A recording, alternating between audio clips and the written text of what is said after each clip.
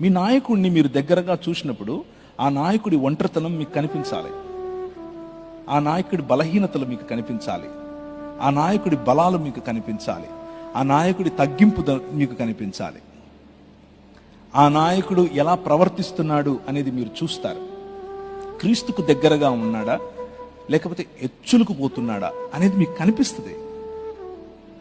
క్రీస్తుకు దగ్గరగా ఉండే నాయకునితో కలిసి మీరు ప్రయాణం చేస్తే ఆ మాధుర్యం వేరు. టీవీలో కనిపిస్తే టచ్ ఏముంటుంది, పర్సనల్ టచ్.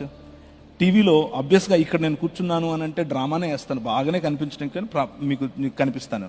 అలా కాదు, నాతో దగ్గరగా ప్రయాణం చేయండి. మా జోషువా ఉన్నాడు, దగ్గరగా ప్రయాణం చేస్తాడు. పొద్దున్న నుంచి సాయంత్రం వరకు నా బతికేంటో తెలుసు. అలా that is when you know personally ఒక వ్యక్తితో. That is how fellowship is built. That is how leaders are made leaders. మీరు నాయకులను తయారు చేయాలి అని అంటే నాయకులు ఉన్న సహవాసంలో పార్టిసిపేట్ అవ్వండి. That is how it should be. అది నాయకులను తయారు చేస్తుంది, నాయకులకు ఒళ్ళు దగ్గర పెట్టుకొని బ్రతకాలి అన్న గుణపాఠము నేర్పుతుంది. లేకపోతే నాయకులు పోయి, లేకపోతే క్రీస్తు దాసులు పోయి సెలబ్రిటీలు అవుతారు. ఆ కల్చర్ మనకు ఎంత దూరం ఉంటే మనకంత మంచిది. సెలబ్రిటీలు టీవీల్లోనే బాగుంటారు, దగ్గరికి వెళ్ళి చూస్తే బాగోరు.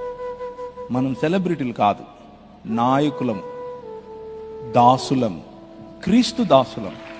ప్రజలకు దగ్గరగా ఉండాలి. మనం కొనుక్కునే కారు, మనం వేసుకునే బట్టలు, మనం మాట్లాడే మాటలు, మన సంపద, ప్రతి ఒక్కటి క్రీస్తును చూపించాలి.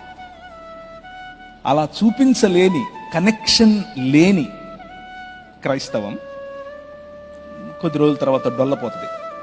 So let's not do that.